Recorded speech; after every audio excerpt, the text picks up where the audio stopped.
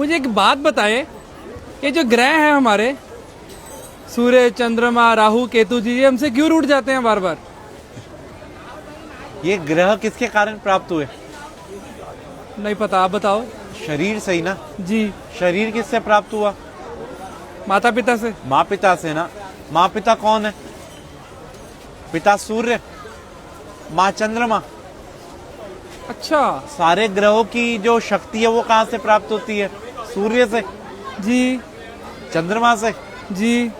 अब आप घर के ग्रहों को तो आप पूछ नहीं रहे और बाहर सोच रहे जा जाके सब ग्रह शांत हो जाएं, वहां पूजा करा लो, वहां पूजा करा लो, वहां पूजा करा लो। अरे कोई जरूरत नहीं किसी पूजा की।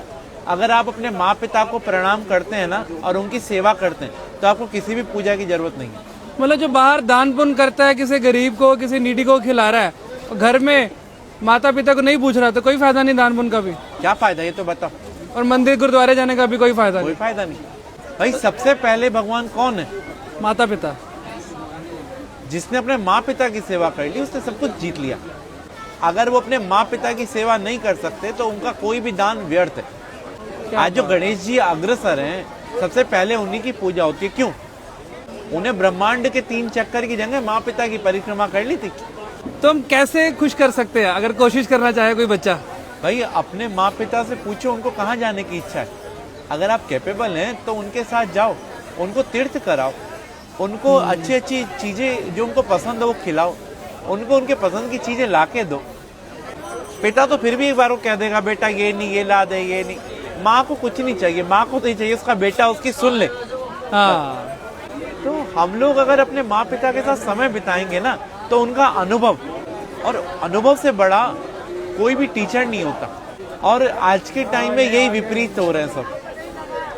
सास ससुर को और बहू को प्यार करते हैं, बेचारी माँ जिसने जन्म दिया उसे जयराम जी की कर देते हैं। जिसके कारण सास ससुर और बीवी मिली है, सब मिले, उसको हम भूल रहे हैं। उसको हम भूल रहे हैं। तो यही हमारे असली कर्म है, बस बाकी सब ढोंग है। हमारा तो कर्म ही सिर्फ अपने माँ पिता की सेवा है, अपने माँ पिता और गुरु। प्रातः काल उठकर रघुराई, माँ पितु गुरु चरण नवाई। भगवान राम भी सुबह उठते ही सबसे पहला काम यही करते थे। माँ पिता की सेवा हर एक मनुष्य ने करी और वो भगवान बना। अरे वाह। और फिर उसको कोई ना तो ग्रह तंग करेंगे और ना ही कोई पितृदोष होगा और उसके पूर्वज भी खुश, सब कुछ खुश। तो राहु केतु फिर तभी आकर परेशान करते हैं। भाई राहु केतु कौन है? बुध, चंद्रमा, सूर्य, शुक्र कौन है? शनि कौन है?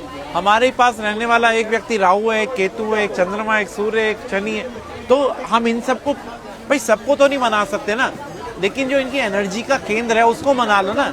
पिता को प्रणाम करने से सूर्य, पिता की सेवा करने से सूर्य, पिता की सेवा करने से हमारे सारे ग्रह शांत हो जाते हैं। आज जो मुस्कान आपके चेहरे पे है उसका कारण कौन है?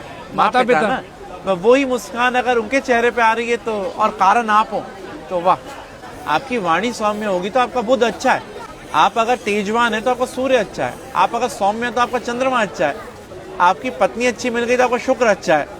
अगर 5-7 गर्लफ्रेंड मिल गई तो और अच्छा है, शादी से पहले बाद में नहीं, फिर बुरा है। क्या बात है पंडित जी, आप जिस प्यार से और जिस इतनी आसानी के साथ समझा देते हैं ना, मतलब जो आज के भटके हुए समाज में आप जिस सही डायरेक्शन में डाल रहे हैं ना, मन खुश हो जाता है यहाँ पर आके।